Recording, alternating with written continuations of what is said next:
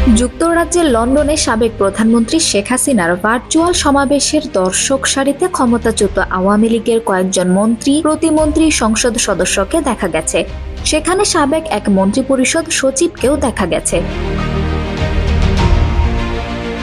সমাবেশের দর্শক সারিতে যাদের বসে থাকতে দেখা গেছে তাদের মধ্যে আছেন সাবেক মৎস্য ও প্রাণী সম্পদ মন্ত্রী আব্দুর রহমান, সাবেক প্রবাসী কল্যাণ ও বৈদেশিক কর্মসংস্থান প্রতিমন্ত্রী শফিকুর রহমান চৌধুরী, সাবেক সংসদ সদস্য হাবিবুর রহমান হাবিব এবং সাবেক মন্ত্রিপরিষদ সচিব কবির বিন আনোয়ার।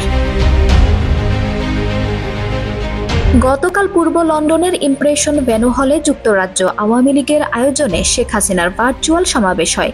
আওয়ামী লীগ সরকারের পতনের পর লন্ডনের এই সমাবেশে প্রথমবারের মতো প্রকাশ্যে দেখা গেল আব্দুর রহমান, শফিকুর রহমান চৌধুরী, হাবিবুর রহমান হাবিব ও কবির বিন আনোয়ারকে। আওয়ামী লীগের সভাপতি মণ্ডলীর সদস্য আব্দুর রহমান ফরিদপুর 1 আসনের সংসদ সদস্য ছিলেন। শফিকুর রহমান চৌধুরী সিলেট 2 আসনের সাবেক সংসদ সদস্য ছিলেন। হাবিবুর রহমান হাবিব সিলেট 3 আসনের সাবেক সংসদ সদস্য।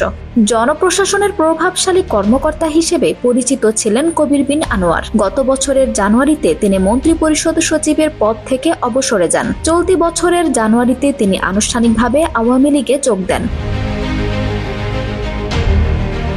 গত 5 আগস্ট ছাত্র জনতার অভ্যুত্থানে আওয়ামী লীগ সরকারের পতন হয়। শেখ হাসিনা দেশ ছেড়ে ভারতে চলে যান। তিনি ভারতে অবস্থান করছেন। সরকার পতনের পর আওয়ামী লীগের বেশিরভাগ মন্ত্রী, সংসদ সদস্য, নেতাকর্মী আত্মগোপনে চলে যান। অনেকে দেশ ছেড়ে পালিয়েছেন বলে ধারণা করা হয়। এর মধ্যে গতকাল লন্ডনে উল্লেখিত 4 জনকে দেখা গেল। দেশে তাদের বিরুদ্ধে একাধিক মামলাও রয়েছে। আঞ্জুম হক আরবি, দৈনিক আমার সংবাদ।